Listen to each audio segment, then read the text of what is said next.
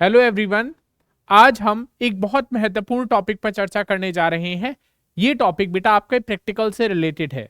चाहे आप किसी भी सब्जेक्ट का प्रैक्टिकल देने वाले हो, चाहे आप 10th क्लास में हो या फिर आप 12th क्लास में हो, दोनों के लिए प्रैक्टिकल की क्या स्ट्रेटजी रह सकती है, किस प्रकार से हम प्रैक्टिकल को बहुत अच्छा कर सकते हैं, उन सभी विषयों पर आज चर्चा करेंगे। तो इन्फॉर्मेशन के लिए इस वीडियो को पूरा जरूर देखें।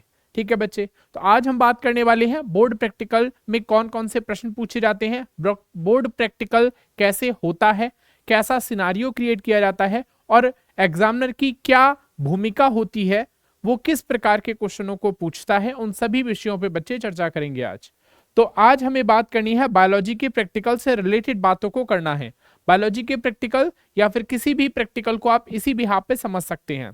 जैसे आप अगर प्रैक्टिकल के बारे में जानने की कोशिश करें तो प्रैक्टिकल में सबसे पहले क्या क्या चीज ले जाने होगी आपके लिए, इसके बारे में आपको सोचा जाता है। सबसे ज्यादा बच्चों का प्रश्न आता है कि प्रैक्टिकल में सर क्या क्या लेके जाते हैं, तो आप ये समझ सकते हैं इन इन चारों चीजों का प्रयोग किया जाता है बायोलॉजी के प्रैक्टिकल के लिए। मैं बता रहा हूं तो आप कह सकते हैं बच्चे यहाँ पे हर्बेरियम फाइल जाती है जिसके अलग से मार्क्स होते हैं। यही बताऊंगा बच्चे कि कहां पर कितने मार्क्स होते हैं जो प्रभावित हो सकते हैं इन सब फाइलों के ना होने पर।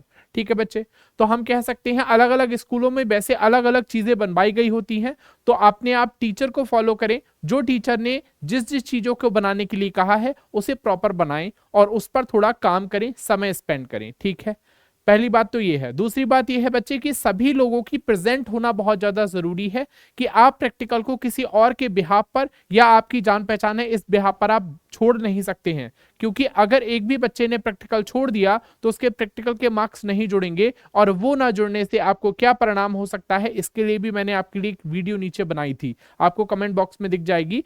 और इस वीडियो में क्या था, इस वीडियो में ये बताया था, एक बच्ची का एग्जाम्पल लेके बताया था कि उसने प्रैक्टिकल के मार्क्स में कुछ गड़बड़ की थी जिस वजह से उसके 30 की जगह सिर्फ 3 मार्क्स चढ़े थे। इस वजह से उसकी जो परसेंटेज थी वो एक अच्छी रैंकर होने के बावजूद भी अच्छे मार्क्स नहीं ला पाई। ऐसा आपके साथ ना हो, इस वजह से क्या करें बच्चे, आप प्रेजेंट को जरूर बनाएं, अपने प्रैक्टिकल को खुद देने जाएं और आपकी प्रैक्टिकल सीट होती है उस पर साइन करे बिना आप आए नहीं वहां से।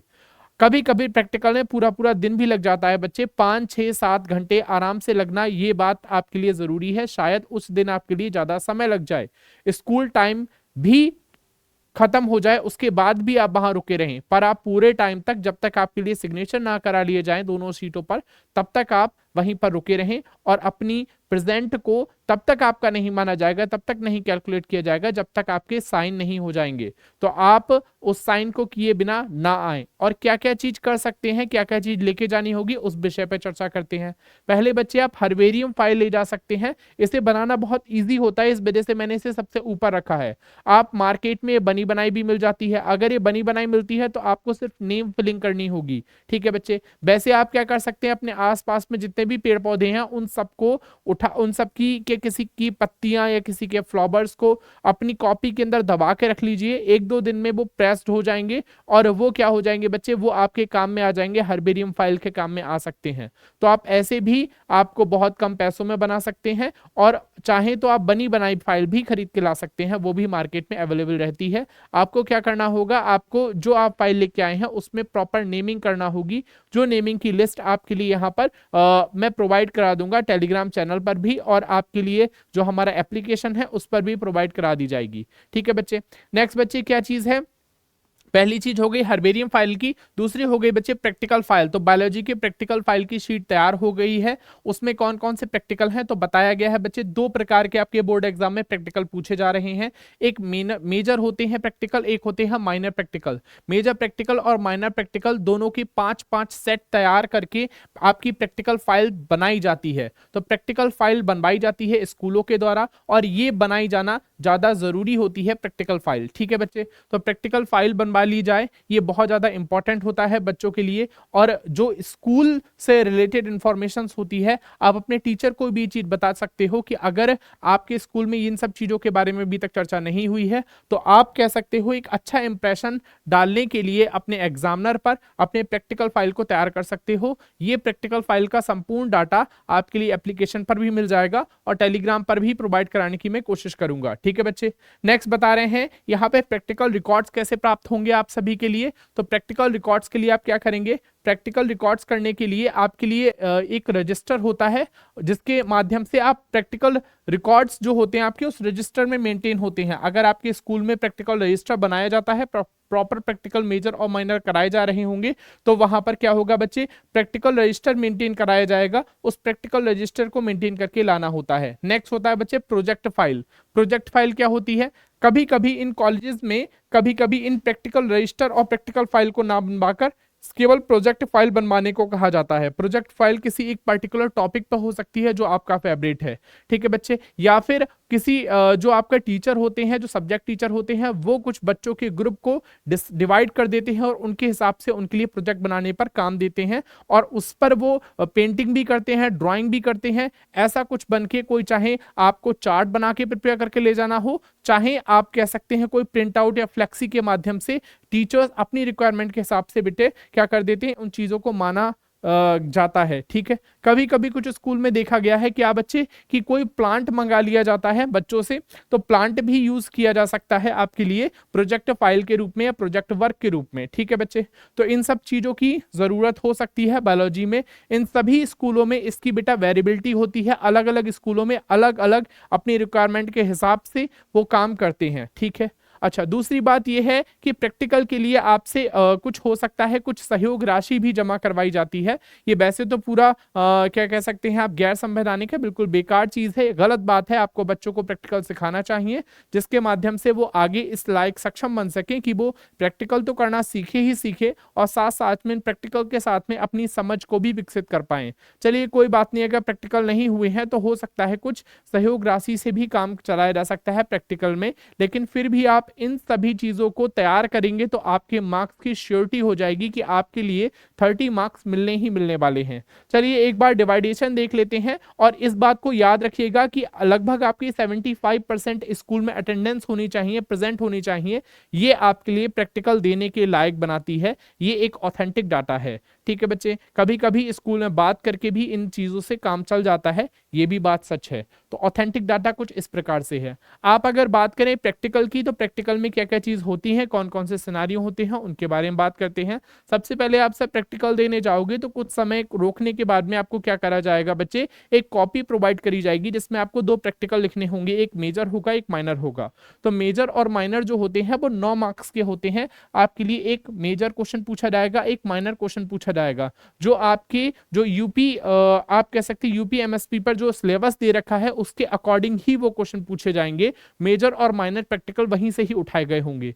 तो मेजर और माइनर जो प्रैक्टिकल हैं उस वो आपके लिखे कहाँ होते हैं, इस प्रैक्टिकल फाइल के अंदर लिखे हुए होते हैं जिसका डाटा आपके लिए एप्लीकेशन पर मिल जाएगा, ठीक है बच्चे। नेक्स्ट आप बता रहे हैं क्या, मेजर और माइनर जो होंगे आपके यहाँ 5 और 4 नंबर के होंगे, प्रैक्टिकल देखने को मिलेंगे। नेक्स्ट आपकी दूसरी बात कौन सी है बच्चे, दूसरी बात है यहाँ पर आपको अस्थाई स्लाइड बनाने की कोशिश की जाएगी। आपको टाइम दिया जाएगा प्रॉपर और कुछ बच्चों के ग्रुप्स के रूप में आपको अस्थाई स्लाइड बनाने पर काम कराया जाएगा, जिसमें आपको बहुत बारीकी से काम करके अस्थाई स्लाइड बनाना सीखना है, ठीक है बच्चे। तो एक अस्थाई स्लाइड के ऊपर काम कराया जाएगा, ये 5 मार्क्स की होती है।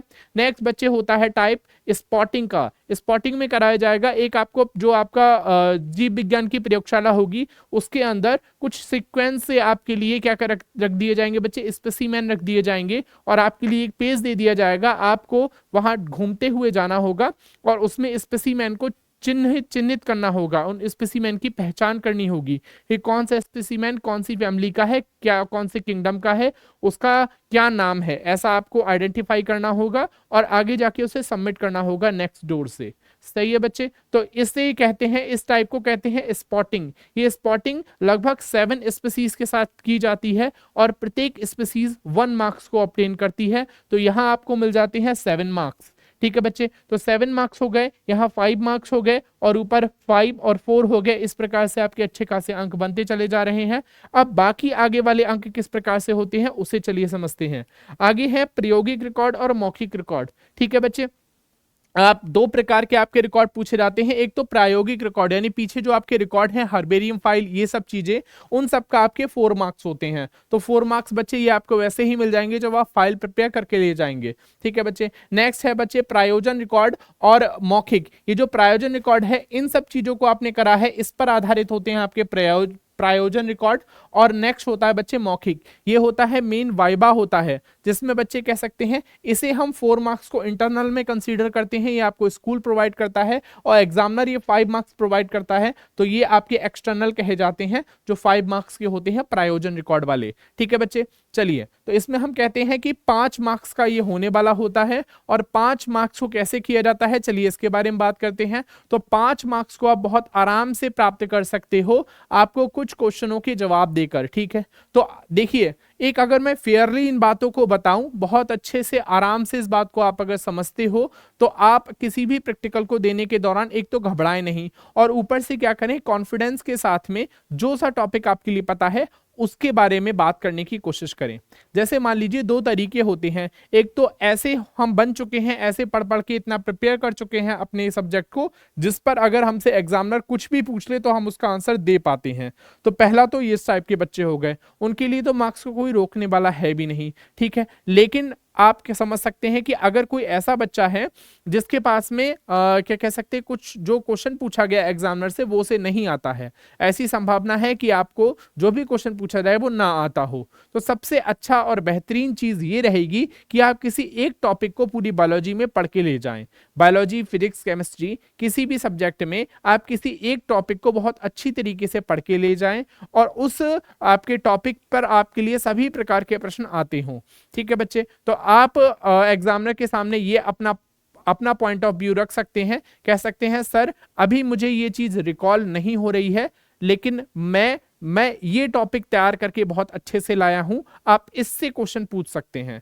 तो ऐसा करने से एग्जामिनर खुश होते हैं, और एग्जामिनर की साइकोलॉजी होती है कि वो आपके दिए हुए टॉपिक से ही 2-4 बातें पूछेंगे और आपके लिए वहां पर जाने देंगे, अच्छे मार्क्स देके जाएंगे। तो 2 तरीके हो गए, एक तो आपको सब कुछ आता हो, और आपको अगर क्वेश्चन नहीं आता है तो आप क्या करेंगे, आप अपना एक टॉपिक अच्छे से तैयार करके ला जाएंगे, वो उन्हें बताएंगे, उसी से रिलेटेड वो क्वेश्चन पूछ लेंगे, आपका काम हो जाएगा। नेक्स्ट बच्चे क्या है, जो टॉपिक आपने बनाया है, जो टॉपिक आपने तैयार किया है, उससे भी रिलेटेड क्वेश्चन होंगे, वो सबसे ज्यादा पूछे जाते हैं। तो अपना टॉपिक कुछ ऐसा ना बनाओ जो बहुत ज्यादा खतरनाक हो जाए, जिसके बारे में आपने कुछ पढ़ा ही ना हो। तो आपने जो भी टॉपिक बनाया है उसके बारे में बेहतरीन पढ़ जरूर लो। तो आप क्या करते हैं बच्चे, मैक्सिमम अगर आपको मार्क्स लेके आने हैं बहुत सरल तरीके से, तो मैं ये एडवाइस दूंगा कि आप किसी एक चीज का चार्ट बना के ले जाओ। ठीक है बच्चे, और उस चार्ट से रिलेटेड जो जो चीज है, जो जो फैक्ट हैं, उन सभी को एक बार पढ़ लो, अच्छे से मेमोराइज कर लो। ठीक है, और उसके बाद में अगर एग्जामिनर उस चार्ट से रिलेटेड कोई भी क्वेश्चन पूछता है तो आप तुरंत उसे क्लिक कर पाओगे, आपके मार्क्स बहुत अच्छे आएंगे। तो ये भी एक तरीका हो सकता है जिसके माध्यम से आप बहुत अच्छे अपने मार्क्स तैयार कर सकते हो। ठीक है बच्चे, चलिए, तो इन्हीं प्रकार से हम समझ सकते हैं कि कैसे आपके मार्क्स तैयार करे जाते हैं। चलिए बात करते हैं उन क्वेश्चंस पर जो क्वेश्चन आपके बायोलॉजी सब्जेक्ट में पूछे जाने की संभावना रहती है। ठीक है, तो ऐसा पूछा गया है, ऐसा देखा गया है, मैं भी एग्जामिनर के तौर पर मैंने काम करवाया है सर से। ठीक है, तो कई सारे बार मैंने ये बात नोटिस की है कि एग्जामिनर जो होता है वो बच्चे की साइकोलॉजी पे काम कर रहा होता है, ये समझने की कोशिश कर रहा होता है कि बच्चा जो है वो प्रैक्टिकल के दौरान क्या चीज कर पाएगा, उसके अंदर से उसकी भावनाएं कैसी हैं, उसने चीजों को समझा कैसे है। तो अधिकतर जो क्वेश्चंस होते हैं मैंने ये देखा है कि जो आपका फर्स्ट चैप्टर है, फर्स्ट यूनिट है, उससे ही रिलेटेड होते हैं। ठीक है, उसके अलावा भी सही कहीं से भी क्वेश्चन पूछे जा सकते हैं, लेकिन मैक्सिमम क्वेश्चन आपकी फर्स्ट यूनिट जो है उसी से रिलेटेड क्वेश्चन होते हैं। ठीक है बच्चे, चलिए, तो यहाँ पर बहुत सारे क्वेश्चन की सूची दे देखी है, यहाँ पर कुछ क्वेश्चन के बारे में हम पढ़ेंगे जिस टाइप के क्वेश्चन पूछे जाते हैं। ये श्योरिटी है कि इस टाइप के क्वेश्चन पूछे जाएंगे, बिल्कुल यही क्वेश्चन पूछा जाएगा ये नहीं पता है। ठीक है, तो मेरी एडवाइस रहेगी कि आप एग्जामिनर के क्वेश्चन पूछने से पहले अपना एक विशेष टॉपिक तैयार करके ले जाएं, जो एग्जामिनर को खुद ही बता दें कि सर मैंने ये चीज तैयार की है, जिस वजह से एग्जामिनर आपसे उसी टॉपिक से क्वेश्चन पूछे। ठीक है, ये सबसे सरल तरीका होगा। कठिन तरीके में आपके लिए बहुत सारे क्वेश्चन मिल सकते हैं, कुछ इस प्रकार के क्वेश्चन से आपका पाला पड़ सकता है, वो बेटा यहाँ पे देखने को मिलेंगे, उनके आंसर भी बताऊंगा। पहला आपका क्वेश्चन है, मनुष्य में नर एवं मादा युग्मक क्या हैं और कहाँ बनते हैं। तो आपके लिए पता होगा कि नर और मादा युग्मक क्या होते हैं बेटा, नई संतान की उत्पत्ति में सहायक होते हैं। और ये क्या होते हैं बच्चे, ये हम कह सकते हैं अर्धसूत्री कोशिका विभाजन के परिणाम से बनते हैं। ठीक है, हमारे मनुष्य के शरीर में मेल और फीमेल में अलग अलग बनते हैं। मेल के अंदर यानी कि जो नर है उसके अंदर क्या कहां पर निर्माण होता है, वृषण में। और मादा के अंदर कहां निर्माण होता है, मादा के अंदर निर्माण होता है उनकी ओवेरी में यानी कि अंडाशय में। ठीक है बच्चे, अगला क्वेश्चन होता है यहां पर कि मनुष्य में लैंगिक जनन में नए प्राणी का निर्माण कैसे होता है। चलिए, तो नए प्राणी का निर्माण किस प्रकार से होता है, ये वाली बात पूछी गई है। तो आप यहां लिखेंगे कि जो युग्मक होते हैं वो आपस में संयोजन करते हैं। युग्मक के संयोजन की प्रक्रिया को क्या कहते हैं, निषेचन कहते हैं, फर्टिलाइजेशन कहते हैं, जिसके परिणाम से क्या होता है बच्चे, फर्टिलाइजेशन के परिणाम से नए प्राणी का निर्माण होता है। जब ये फर्टिलाइजेशन होता है तो बनता है, क्या कह सकते हैं, मोरुला ब्लास्टुला स्टेज आती है। उसके बाद में आपके एम्ब्रियो बनता है, भ्रूण बनता है, जिससे नई प्रजननी का निर्माण होता है। आप इस प्रकार से इसे बता सकते हैं। नेक्स्ट क्वेश्चन है बच्चे यहाँ पर, बाह्य निषेचन किन जंतुओं में होता है। तो बाह्य निषेचन और अंतः निषेचन, दो प्रकार के निषेचन आपको देखने को मिलेंगे। मनुष्य के अंदर पाया जाता है बच्चे अंतः निषेचन पाया जाता है, यानी हमारे अंदर ही निषेचन होता है, हमारे अंदर ही फर्टिलाइजेशन होता है। परंतु मेढक होता है उसके अंदर बेटा उसकी त्वचा पर, उसकी सतह पर फर्टिलाइजेशन होता है, इस वजह से उसे बाह्य निषेचन के नाम से जाना जाता है। और ये किसमें देखने को मिलता है बच्चे, मेढक में देखने को मिलता है। ठीक है बच्चे, कहां देखने को मिलता है, मेढक में।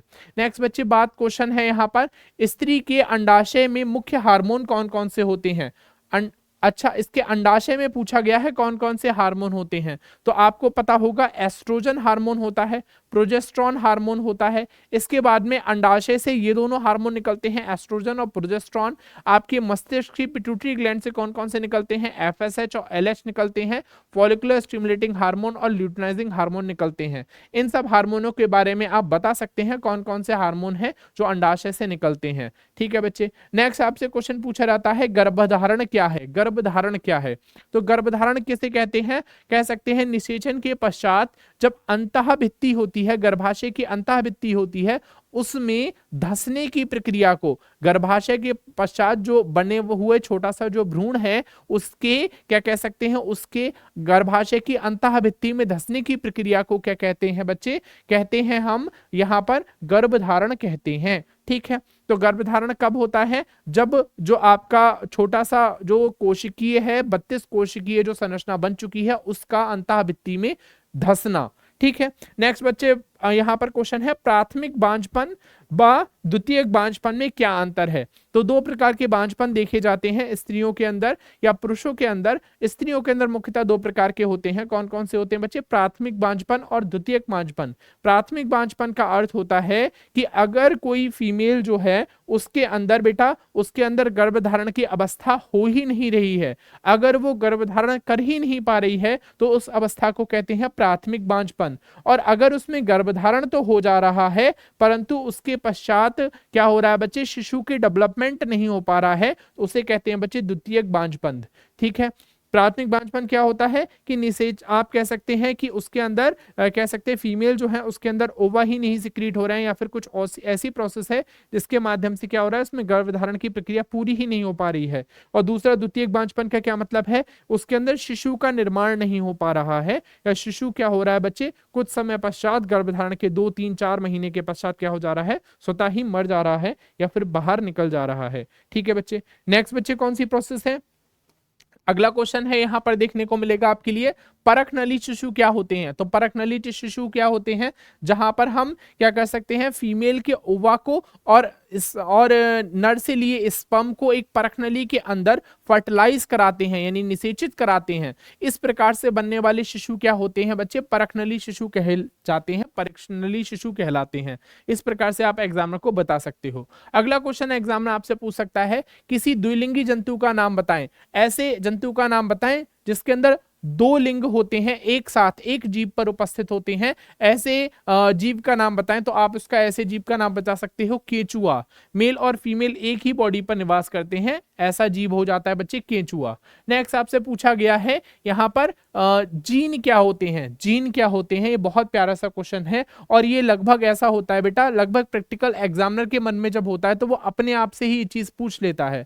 तो आप कह सकते हो जो जीन क्या है, तो कह सकते हो उसे सिंपल शब्दों में कि डीएनए का वह हिस्सा जो क्रियात्मक और कह सकते हैं क्रियात्मक रूप से कैसा होता है बच्चे, सक्रिय होता है या फंक्शनल होता है, ठीक है, उस हिस्से को क्या बोलते हैं, डीएनए का एक छोटा हिस्सा जो कैसा होता है, जो फंक्शन होता है, जो किसी एक क्रिया को करने में सहायक होता है, एक इसे या एक से अधिक क्रिया को रेगुलेट करने में सहायक होता है, उसे हम क्या कहते हैं, जीन कहते हैं। तो जीन किसका टुकड़ा होता है, कह सकते हैं डीएनए का एक हिस्सा होता है, टुकड़ा होता है। नेक्स्ट बच्चे क्वेश्चन है डीएनए और आरएनए में अंतर क्या है। ये भी क्वेश्चन बहुत ज्यादा पूछा जाने वाला क्वेश्चन है, डीएनए और आरएनए में अंतर क्या है। सबसे पहले इनका नाम बताओगे आप, डीएनए का नाम होता है डीऑक्सीराइबोज न्यूक्लिक अम्ल, आरएनए का पूरा नाम होता है राइबोज न्यूक्लिक अम्ल, ठीक है। चलिए, तो डीएनए में क्या होती है बच्चे, डीएनए में आप सबसे पहले बताओगे कि इसमें क्या पाई जाती है, इसमें आपका जो नाइट्रोजनी बेस है वो क्या पाई जाती है, थायमीन पाई जाती है, और आरएनए के अंदर नाइट्रोजनी बेस यूरेसिल उपस्थित होता है। डीएनए के अंदर कौन सी बच्चे, डीऑक्सीराइबोज शर्करा पाई जाती है, आरएनए के अंदर राइबोज शर्करा पाई जाती है। इस प्रकार से आप दो अंतर तो यही बता सकते हो उसकी संरचना में।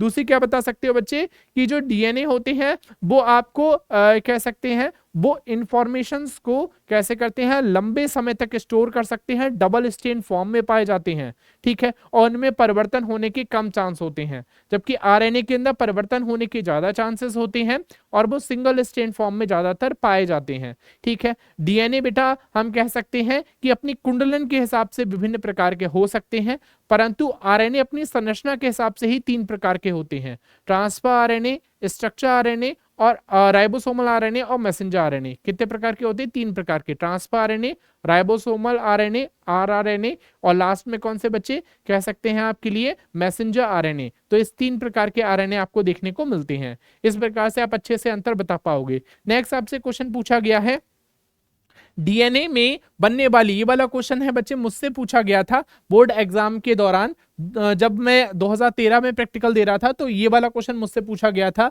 कि डीएनए में बनने वाली जो 5' to 3' है और 3' to 5' श्रृंखला है वो क्यों बनती है। तो हम कह सकते हैं बच्चे जो पेंटोज शर्करा होती है उसमें अलग अलग स्थानों पर नाइट्रोजनी बेस और कह सकते हैं फास्फेट समूह जुड़ने के कारण ही, अलग अलग स्थानों पर नाइट्रोजनी बेस नहीं फास्फेट समूह जुड़ने के कारण क्या होती है, एक साइड पर जहां पर आपका कह सकते हैं फास्फेट समूह जुड़ता है वहां 5' श्रृंखला बनती है, और एक साइड जिस पर 5' समूह ना उपस्थित होकर OH समूह उपस्थित होता है वहां 3' श्रृंखला का निर्माण होता है, और ये दोनों एक दूसरे के पैरेलल होती हैं।